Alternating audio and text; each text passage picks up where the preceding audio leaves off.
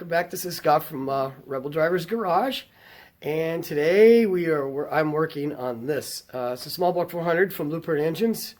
It's their power adder version. Makes over 500 horsepower naturally aspirated. I'll get in all the details on that as I go through the video, and follow along as we're putting it. It's going to be going in my '65 Impala SS. Yeah, I don't have the car here in the garage yet.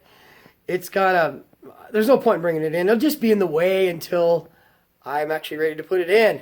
I need to put a transmission behind the engine as well, and we'll see what I'm going to be doing on that. I'm not sure what I'm going to do. I might have to steal the 4-speed out of my GMC here to do it, but we'll see. I may have to. Depends on funds. We'll see how things go. If I'm lucky and things work out, I might get the transmission I really want. I really want, but we'll see what happens. For right now, I'm going to start putting together. This is a power adder version of the 400. This is the one that's designed. You can put blowers, turbos, nitrous, whatever you want on it.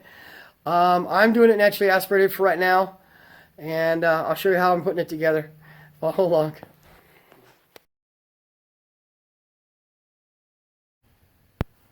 Welcome to Rebel Driver's Garage. I am working on my 400 that I got through BluePrint engines. This is their part number BP4003CT1. All the letters that are confused with other letters. Blue as in BP, like Blueprint. C4003. C like cat, T like Tom, 1. Now what does that really mean? BP means Blueprint, obviously. 4003, 400. Alright, it's a 400 size engine. The 3 means the third version of a 400 that they built. C means complete. That means it's a long block. Okay. T means 10. It has 10. Valve covers, timing cover, oil pan. T, and then 1 means it has a one-piece remain seal, which I'll show you in a minute. This is their power adder version. That's why I bought it. I bought this for adding turbos or a supercharger maybe. I have turbos. I have a pair of T70s on the shelf, which you'll see later. And so you can add, it's designed for it. It has some things that are different. They have another engine that makes the exact same horsepower, 508 horsepower, 473 torque. That one has 10.3 to 1 compression. This one has 9.5. Now you're thinking, whoa, it's boost. It's got to have 8 to 1. That's old news. Old news. People are boosting engines with more and more compression every day. GM's own LSA engine is over 10 to 1 compression static, okay? So people are making more boost with more compression every single day. The old days of having to have an 8.5 to 1 compression are over. You lose a ton of power before you even start making boost. So this one is rated at 508 horsepower, 473 torque. That's naturally aspirated. That's with a single plane intake and an 850 carburetor is how they do it when they dyno test them. And they dyno test every single one of these. This was dyno tested. I have the dyno sheets around here somewhere. But I'll show you 2 of those. They dyno test every single one before they ship them. It's part of their quality control process. So they build the engine, and in order to make sure it's good, right? Even though they build thousands of engines, they build lots and lots of engines every day. In order to make sure it's good and make sure the customer's getting what they're paying for, they put it on a dyno and they make it run. And if it doesn't make the power, their advertised power, then they know that something's wrong. Okay. They also put dye in the oil to look for leaks. So when they put the valve covers and oil pan on it, they don't want it to leak. So they put dye in the oil. And if you ever get one of their engines and it looks like the oil is iridescent green, that's because it's the dye that they still had in the oil. There's a little bit of oil left in this engine still from when they were dyno testing it. And what they do is they use the UV light and they can check these for leaks before they ship it out. They also know if it doesn't make the horsepower, something's wrong with the motor, and they want to make sure everything's good. So if it doesn't make the power, they pull it off and they don't ship it, and they send it back to their department that fixes the engines and makes you figure out what's going on with it. That way you know you're getting what's good. So when you get the dyno sheet, you're going, hey, my engine made this. Now the rating at 508 horsepower and 473 torque on this engine is minimum. They usually make 2 to 3% more every time. Every single time. They make a lot more. Well, not a lot more, but 2 to 3% more. And on occasion. On average. What makes the power outer version? It has 9.5 to 1 compression, forged Holley Motorsports custom-made pistons, 6-inch H-beam rods. I think BluePrint makes now. It's BluePrint's own 4340 forged crankshaft. Okay, 3.75 stroke. I know some people call it a 400 stroker. No, it's not. It's got the exact same cubic inch and bore and stroke as a stock 400 did back from between 1970 and 1980. This one also has a comp cams, stream energy, nitrous grind, which is also a blower grind. It has and 1.6 ratio rockers. So with the 1.36 ratio rockers, the cam specs are 555 lift intake, 577 exhaust, and then it has 236 duration intake, 248 duration exhaust measured at 50 thousandths, and it has a wide lobe separation angle of 113. That helps with building boost and not having so much valve overlap that you're blowing boost right out the exhaust valve. Also, this has these will have let me show you. These have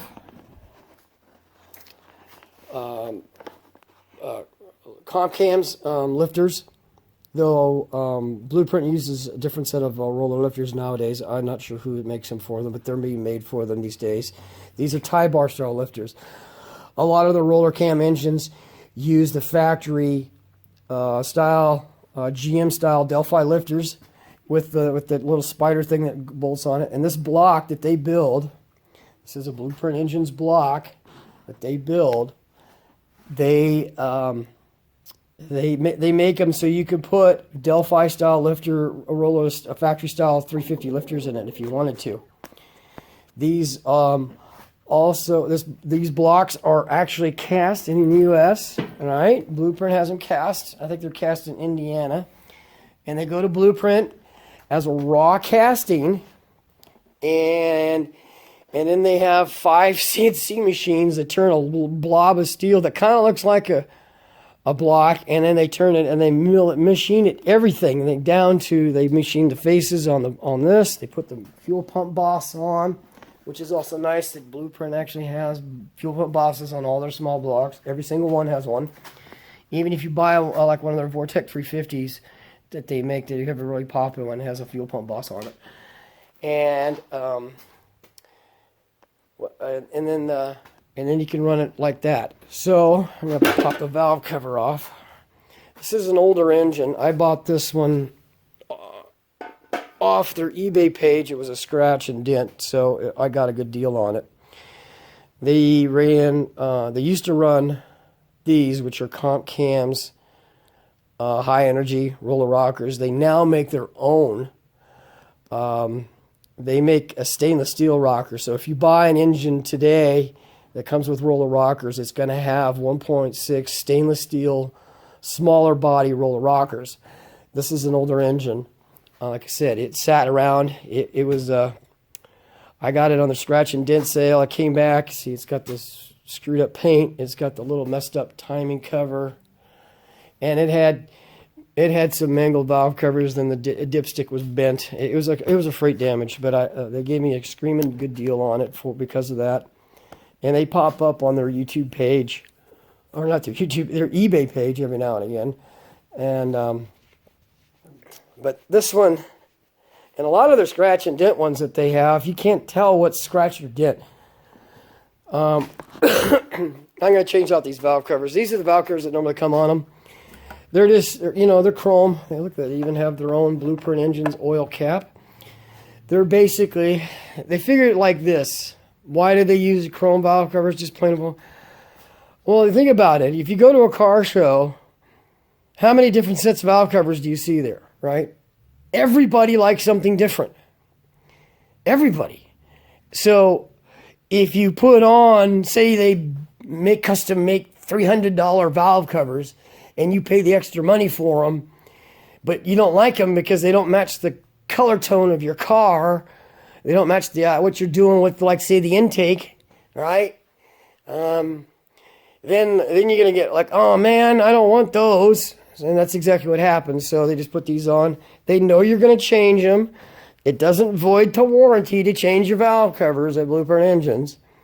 Just follow the way they put the sealant on the valve covers, and you can see right here they have these little grooves, which are somewhat annoying. But see how they got sealant in there, in the groove, like that. These heads are designed to take a centerbolt valve cover.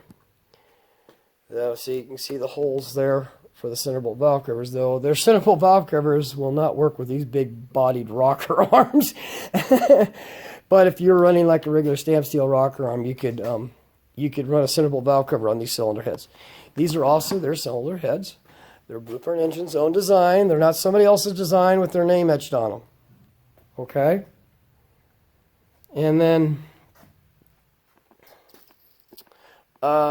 these are their HP 8103. Okay, HP 8103. That is, I know it says PH 8103, but it's supposed to be HP. Anyway, these are they're 220 cc intake runners as cast. They have a 208 160 valve. They're a stainless steel swirl polish valve that they get. These also have a kind of a dual deal beehive, kind of like smaller diameter valve spring. These are good for like 650 lift, these valve springs, and they're a little stiffer than a lot of the ones that they use on their engines that don't get boost. So, and you can see the roller cam down there in the lifter valley there. And then comes with the tags, right? They do recommend that you read the tags before you actually install it.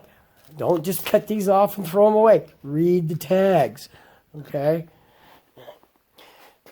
Okay, so, and if you could buy one of these nowadays, they'll have this is the serial number of the engine stamped back here. 6-digit serial number. Keep it, and that'll match what's on your dyno sheets if you buy one from them in their paperwork. These also have both front and rear clutch linkage bolt holes. And if you're putting an engine like this into a truck like that, it actually uses both. It has that truck there uses a bracket that goes there, and the little ball thing is right there. Okay. The Power Router version also has head studs instead of head bolts. So their non-Power Router version of the 500 horsepower 400 has head bolts. Here I'm cleaning up. This is an Edelbrock Super Victor, part number 2925 for a small block Chevy. What I'm doing is I'm using PB Blaster because this thing has been run for a lot, and it just got grimy from being run a lot. So what I'm doing is I'm just taking PB Blaster, which I actually have a puddle of it in the bottom now, and I'm just kind of using the toothbrush on it, scrubbing it around, getting the stains off of it. And the nice thing is it won't hurt the finish. PB Blaster does not hurt the finish at all. Alright. So, and this old toothbrush, don't be using your wife's toothbrush. She'll be grumpy. This is just like the toothbrush you throw away. Instead of throwing away, take it out to your garage. Get in the corners with it, and that's the nice thing about the toothbrush is it gets in the corners nice and easy, right? There you go. So, then, when you're ready to rinse it off, just to show you, I'm not ready to do this, but just to show you what a difference it'll make. Just use a little bit of brake clean. Look at that. Comes off looking brand new. You can do this right on your engine. Just don't be spraying brake clean on your painted parts because it'll take the paint off. but you can see how it comes right off. Looks almost brand new. This is how I've kept my intake cleans on engines that have been in my car for 20 years. Just a little PB blaster and a little toothbrush and a little time. And no problem. I'll show you what it's going to look like when I'm done. I'm going to rinse it off right now. Alright, there she is. Pretty much cleaned up. A couple, almost looking brand spanking new. I hosed it off with some brake clean, cheap stuff. And then aired it dry with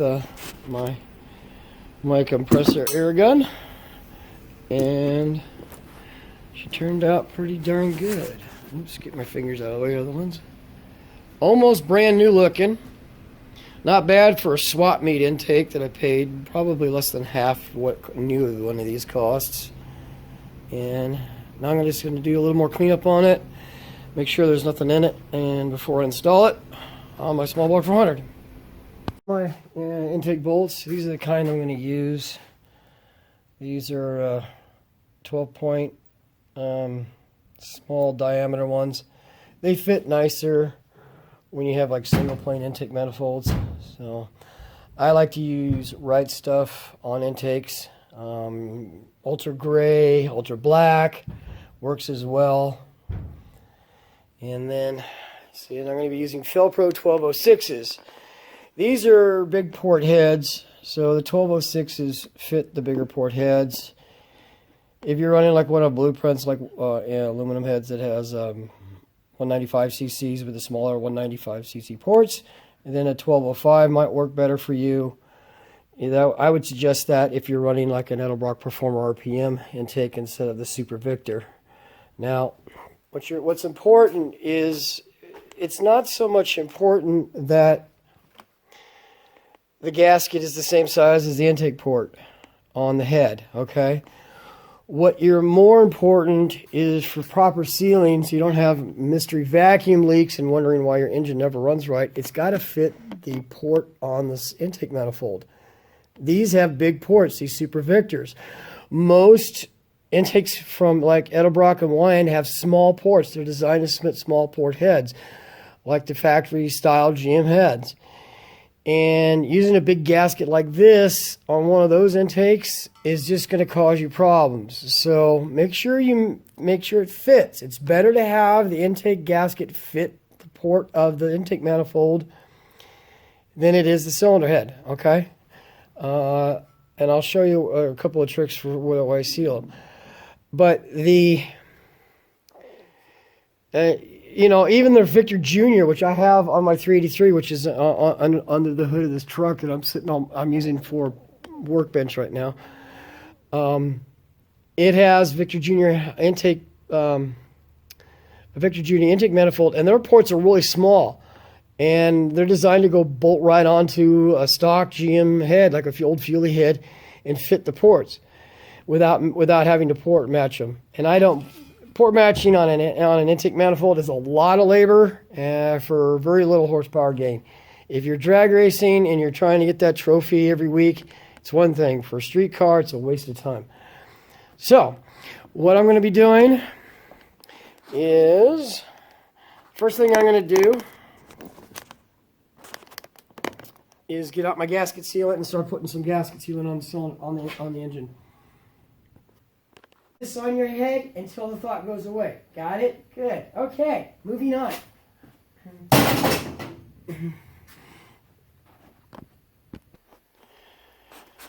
Okay, the first thing I do is you put a big bead across the front and the rear of the rail. And then I put a little bit around the water ports front and rear on each side. And then I'm going to set I'm going to set this down for a second.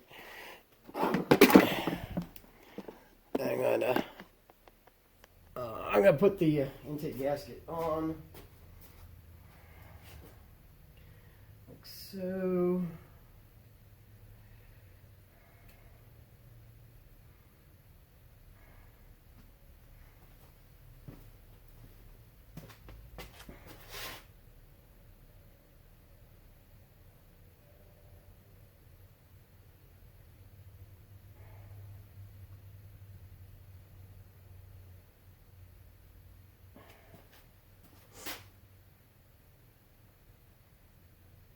I am a little bit out of practice. I used to work for BluePrint engines, and I spent a year and a half in their dyno department installing intake manifolds.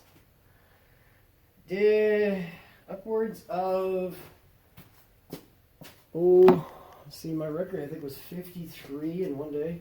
53 intake manifolds in one day. That also included, for the most part, putting balancers on too.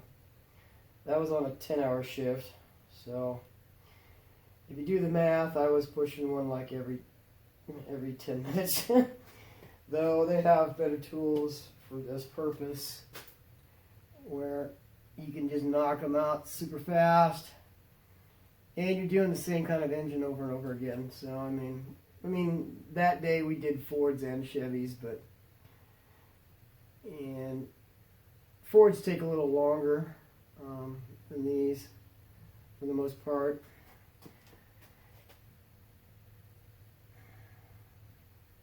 So if you bought an engine in 2018 or 2019, a good chance I put the intake manifold on for you. Unless it leaked, then I didn't do it. No, that was somebody else. I was sick that day, or on vacation. Yeah, that's it. Yep. Oops, I got way too much over here. All right. So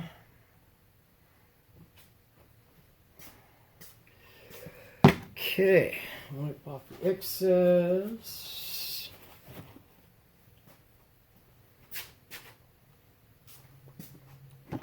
See how you want the intake gasket to match the ports, especially at the bottom, because that's where you'll have if you're getting mystery oil usage, oftentimes it's the gasket not sealing at the bottom of the intake manifold port. And oil, every time you let off the gas, your vacuum spikes and it pulls oil right out of the lifter valley, right past the gasket and right down the intake, and it burns it. So if you're wondering why your engine has a plug valve, especially on a new engine, before you go blaming the engine manufacturer or the piston rings, which most people do, check your intake gaskets, pull the intake off, check to make sure your gaskets, there's not oil running down your intake runner. A lot of aftermarket heads also have the intake rocker stud is drilled and tapped all the way into the intake port. And if you're getting a lot of oil usage out of a brand new set of aluminum aftermarket heads, then, let me see, I don't know if you can see it. Let me grab a light real quick here. You might be able to see it on this one.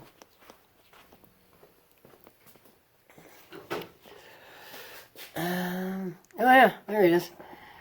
So, yeah. See?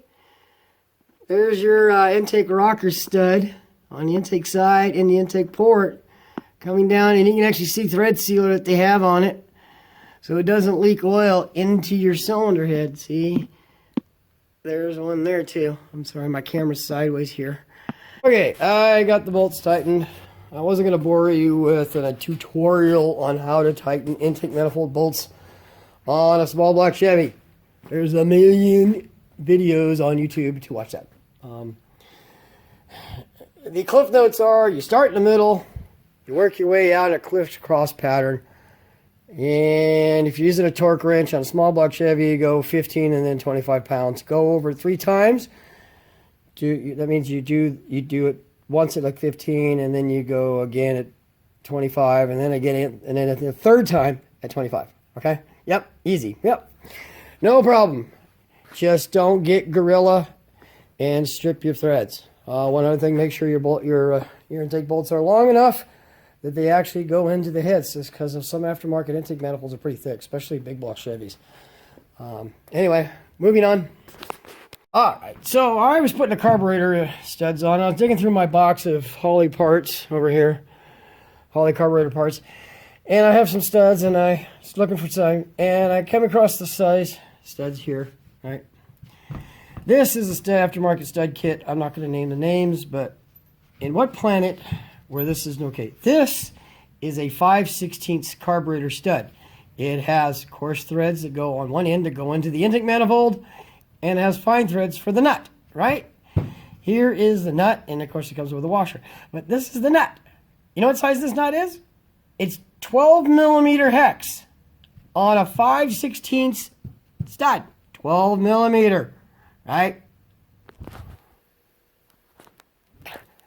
But what world is that normal? I mean, if you're going to put your name on something, if you're going to make, market, and sell a product, why would you have a metric nut on an English stud? Hello?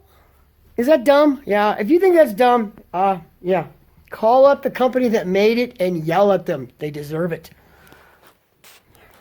Rant over. Okay, now the distributor is in, and I had to recharge my battery on my phone. Painted up the stock distributor hold down, and then you can see how it's pointing kind of towards the number 1 cylinder up there on the engine with the cap on. So if you want to, you mark the housing right below where the rotor's pointing, okay, and then you can, oops, let me just put the cap on like that, and then the housing, you mark the cap and it goes right up, and so you know where number 1 spark plug wire needs to go on the cap when you're ready to put the plug wires on. And then you just tighten it down.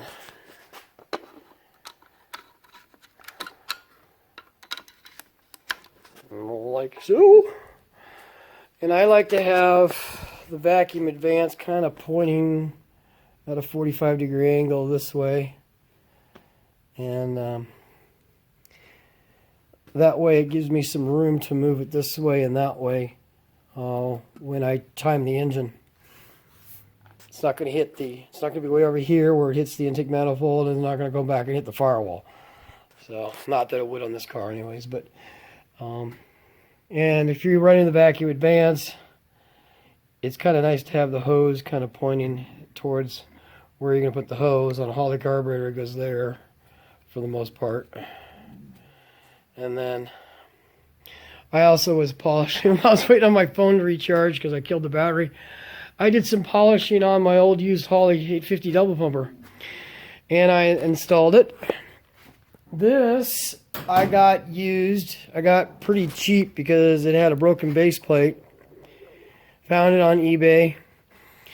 It's a 0-4781S. These normally come with 80 jets front and rear and 2 power valves, 6.5-inch power valves front and rear. It has 4-corner idle and such. I rejetted it for this 400. It said 74s up front, left the 80s in the back. Took out the rear power valve and put in a power valve plug for the rear. Left the front one alone. On an engine, a 400 horsepower engine, and a 400 cubic inch engine, 500 horsepower. I don't think it needs the secondary power valve. I think it's just going to cause it to run rich and for no reason. And constantly open way too soon. And dump gas in. I think it's better to control it with a higher jetting in the rear and lower jetting in the front.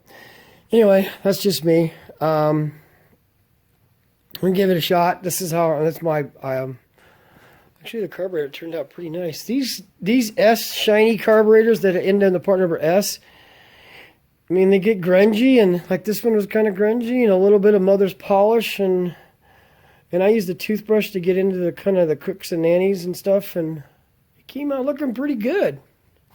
Not bad. Not bad at all. The new base plate was $119. So if somebody's selling these at a swap meet and they're selling it dirt cheap because they broke the corner of the base plate off, buy it. These are like $600 new. And $117 for a base plate is not that big of a deal. And if it looks like it you pay $150 for the carburetor plus $120 for the base plate, you still got a 850 double pumper pretty cheap. So It's kind of weird because I got a used intake, I got a used carburetor. It's all a brand new engine, but I have a brand new distributor. Anyway, or this one actually, I think it was, yeah, it was brand new. I don't know why. It's an 8360, as you can see. If it'll focus. Yeah, it won't focus. 8360, but it has a black cap. These normally have red caps for some reason. Huh, not that I care. I like it. I'm going to run it. Thanks for watching. Hope you enjoyed it. If you got it this far, thanks a lot.